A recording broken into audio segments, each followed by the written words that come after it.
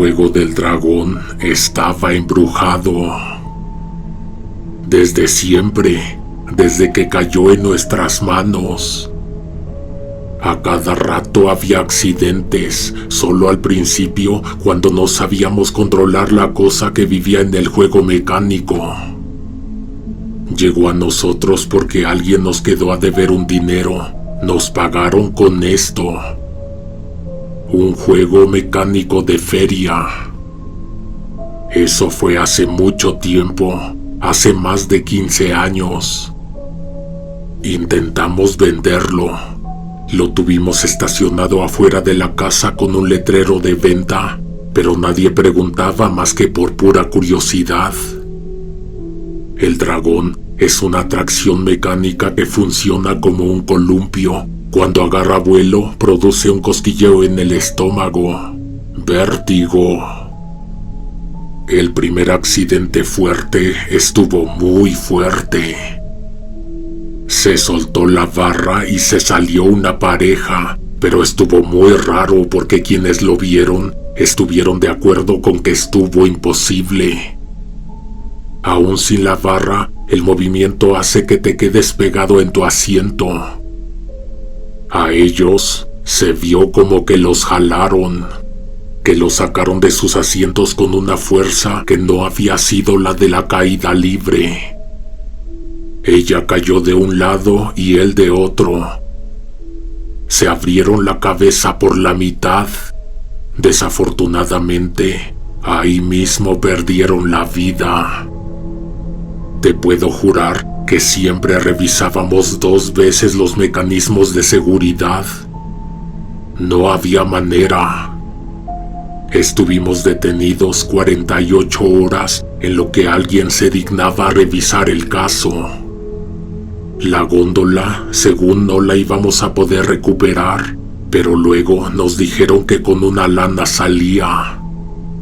Nos endeudamos para poderla liberar. A final de cuentas, era eso lo que proveía el sustento. Jamás nos volvieron a dejar poner en esa feria. Pasaron unos meses antes de que volviera a ocurrir un accidente. Pasaban cosas no tan graves, pero muy constantes. A una muchacha la atracción le arrancó casi la mitad del cabello. Una parte del cuero cabelludo le quedó al rojo vivo. Las personas que estaban con ella recuerdan que lo llevaba amarrado. No había manera de que hubiera ocurrido. En otra feria, a una persona le lanzaron un vaso de café hirviendo. ¿De dónde salió el café? Nadie tiene la menor idea. En este caso no podía culparse a la máquina, pero es que eran esa clase de cosas que surgían a cada rato. Si hacías una lista de todo lo que pasaba en el juego y alrededor del juego, entonces sí daba para culpar al dragón. En 2 ocasiones le fueron a echar agua bendita y una vez le hicieron una misa. Ninguna funcionó. El segundo accidente mortal no fue tan aparatoso en cuanto a sangre, pero estuvo más terrorífico. Fue otra vez una pareja, un hombre y una mujer. Nada lo advirtió, sino hasta que paramos el juego. Tras levantar las barras, por turnos, la gente se fue bajando del dragón, menos ellos 2. Tenían las frentes recargadas en los asientos de adelante. Se marearon, se están haciendo mensos. Como no se levantaban y no se movían, fuimos a ver. Tenían las caras desfiguradas de terror. Se les paró el corazón. El juego se sentía fuerte, pero no era para tanto. Estuvo parado el juego hasta que vinieron por ellos. Esta vez no hubo tanto escándalo como la primera vez. Es más, la gente que estaba en las otras atracciones Ni siquiera se enteró de que una camioneta se llevó a 2 personas en bolsas negras. A la media hora, el dragón ya estaba otra vez en operación. El último accidente que ocurrió fue el de una mujer que se torció el tobillo descendiendo de la góndola en los escalones de metal. Se le dobló completamente, tronó, se vio horrible. La llevaron a que tomara asiento y bebiera de una botella de agua afuera de una tienda en lo que llegaba la ambulancia. Esperábamos que no fuera a presentar cargos. De igual manera había testigos de que no ocurrió mientras el juego estaba en operación. No dejaban de ocurrir pequeños accidentes hasta el día en que alguien nos dijo qué teníamos que hacer. Nunca supe exactamente cómo dimos con la mujer que nos dijo lo del dragón. En realidad, fue ella la que dio con nosotros. Una noche llegó con 2 niños. Aparecieron cuando estábamos bajando gente en la última vuelta de la noche, cuando ya era hora de apagar el juego. Una monja y 2 niños. Ella traía un hábito oscuro, caminaba despacio, con las manos escondidas dentro de las mangas. Los 2 niños traían sudaderas con capucha, no se les veía la cara. Se subieron al dragón, ya no había nadie y yo estaba a punto de apagar el juego. Yo mismo les bajé la barra. La monja se quedó abajo, parada junto a la escalinata, mirando cómo arrancaba el juego. Los niños no gritaban como los demás, no levantaban las manos ni se reían. Solo iban sentados, muy quietos, mientras la góndola subía y bajaba. Cuando se les acabó el turno, ella me llamó con un gesto. «Ese juego está cargado». Le pregunté qué quería decir con eso. Entonces se soltó a recitar los accidentes. La pareja que salió volando, la muchacha que se arrancó el cuero cabelludo, de uno que vomitó sangre cuando se detuvo la góndola, el niño que salió con la nariz rota sin que nadie supiera contra qué se golpeó, un chamaco que terminó con los dedos machucados en la barra, los 2 que se murieron del corazón. No tenía cómo ni por qué sabérselas todas. Solo una salió en las noticias. Le pregunté cómo sabía todo eso. «Porque se siente», dijo. Pidió algo filoso, una navaja o un cuchillo. Luego miró hacia la cola del dragón, la última fila. Subió por las escaleras metálicas sin avisar, caminó hasta el fondo. Ahí se sentó un segundo como si estuviera probando el asiento. Luego abrió la navaja. Pensé que iba a rayar algo en el metal, pero no. Se abrió la palma de la mano. La sangre empezó a salir de inmediato. Ella no hizo ningún gesto. Solo cerró el puño un momento y después pasó la mano abierta por la barra de seguridad y por el respaldo del asiento. La sangre quedó embarrada en el metal. «Con eso basta. Cuando lo sienta necesario, ofrézcanle algo. No necesariamente tiene que ser tu sangre». Cuando bajé, la monja ya se estaba dando la vuelta para irse. «Oiga, ¿y usted qué? ¿A poco una monja cree en esas cosas?» Se detuvo y se giró un poco. «Yo cuando le dije que era una monja». Los niños pasaron corriendo junto a mí, sin las capuchas de la sudadera. Los dos tenían caras de calavera.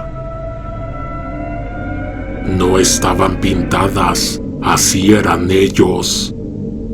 Caminaron detrás de la mujer y se perdieron entre los puestos segundos después. Desde esa noche dejaron de pasar accidentes. Ni uno solo. El dragón trabajaba normal como cualquier otro juego.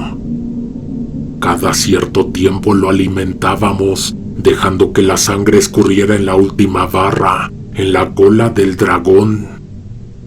Yo nunca lo he visto, pero la gente que se sube a veces dice que lo ve. Lo ven cuando el juego está en operación y ellos están a bordo, cuando el dragón ya agarró vuelo y velocidad. En la cola, en el último asiento, ven algo sentado, algo feo como un demonio agarrado de la barra, lamiendo el tubo donde untamos la sangre.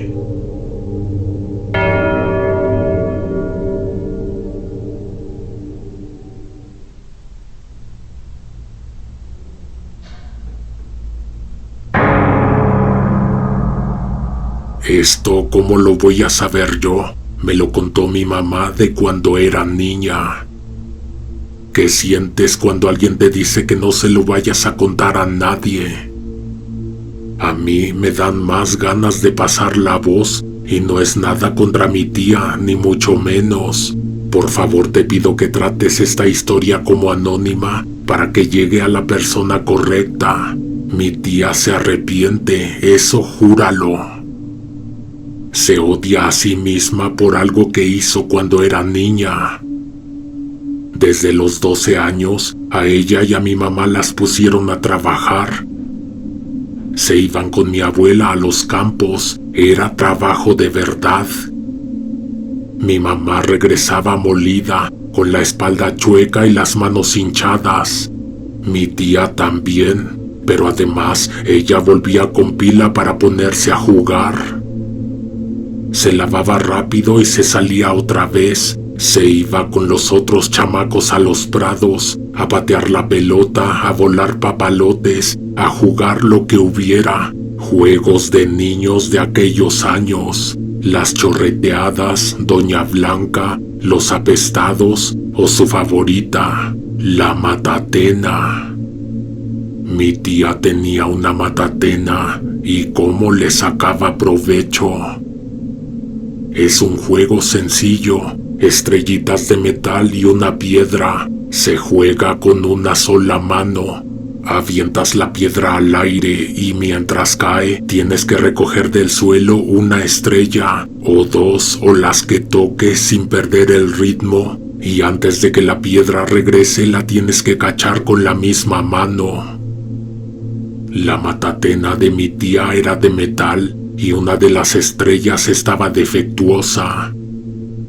Tenía una rebaba filosa, no se notaba hasta que apretabas. Si cerrabas fuerte la mano, se te enterraba y te sacaba sangre. Había una chamaca que a veces llegaba a jugar a los prados. Ella venía de otro poblado, una comunidad más empobrecida que de donde venían mi tía y mi mamá. A veces como que no la querían o la hacían a un lado. Mi tía luego se burlaba de ella porque no hablaba muy bien el español. Mi mamá jura que su hermana le tenía envidia porque la chamaca era muy buena en todo. Metía unos goles de portería a portería. En las chorreteadas nadie le quitaba la canasta. En las carreras mi tía siempre mordía el polvo. En los apestados, esa niña siempre le ponía las orejas a mi tía. En la matatena también se la rifaba. Estaba fuerte la tirria que le tenía mi tía a la chamaca. Un día estaban jugando todos. Al final ellas dos eliminaron a los demás. Habían apostado $1.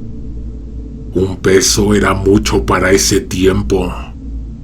Era turno de la chamaca, el decisivo para quedarse con el peso o perderlo. Aventó la piedra pa'l cielo, recogió las estrellas con habilidad y a tiempo cachó la piedra. Por lo tanto, ganó. Mi tía no la dejó ni festejar.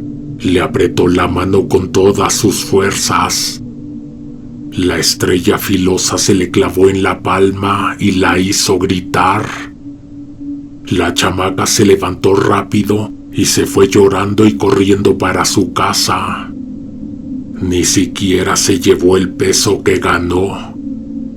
Mi tía lo levantó rápido e hizo como si no hubiera pasado nada.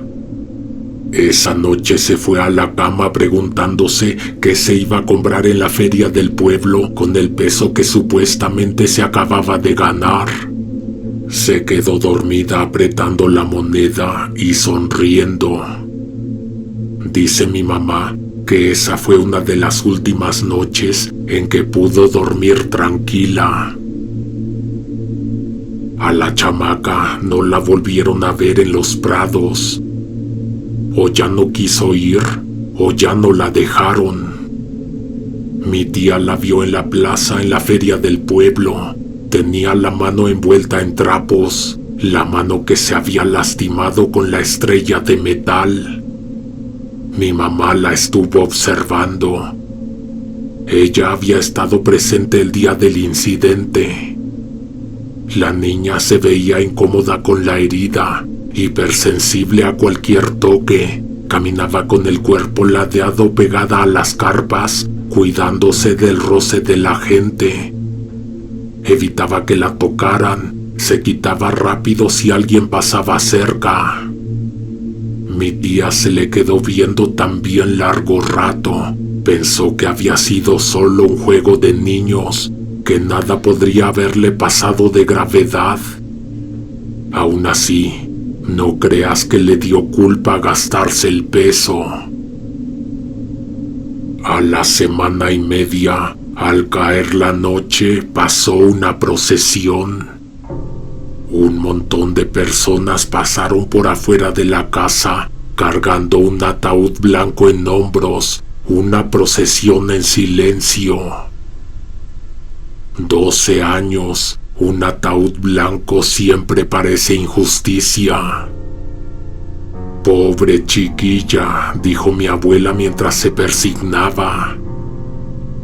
Eso le caló a mi tía. Ella había matado a esa niña. La herida se infectó, le infectó la sangre, le salieron llagas supurantes. Tuvo varias noches de fiebres altísimas, varias noches de llevarla al hospital a que le hicieran dolorosas limpiezas donde le tallaban con fuerza la herida y le ponían sustancias que ardían. Le dijeron que le iban a tener que cortar la mano, luego el brazo, luego ya no hubo solución. Yo no sé si todos sabían o si nadie sabía lo que mi tía había hecho. Igual no importaba. Con que ella lo supiera, era suficiente para que viviera el resto de sus días con esa vergüenza. Pero déjame comunicarte que no solo era eso. No solo rumiando todo el día la idea, recreando la escena todo el tiempo, horas enteras distraída por el remordimiento. La niña estaba pegada a ella. Se hacía de noche y mi tía escuchaba a la chamaca jugando a la matatena. Cuando todo el mundo dormía, mi tía empezaba a escuchar lo mismo. El tintineo mínimo del metal en el piso, que era cuando aventaba las estrellas de metal al suelo. También escuchaba cuando se le caía la piedra, porque la chamaca desde que se murió dejó de ser buena para la matatena. A veces apretaba fuerte la estrella que estaba filosa y seguro era por eso que gritaba a media madrugada. Un alarido de dolor justo cuando mi tía se quedaba dormida y eso la despertaba. No te preocupes por mi mamá y por mi abuela. Ellas no escuchaban esos gritos, ni el mínimo ruido que podría haber hecho la matatena en la madrugada. Ellas dormían rico, tranquilas, tenían dulces sueños. Mi tía no, ella no volvió a dormir tranquila nunca más, ni una sola noche desde hace 50 y tantos años.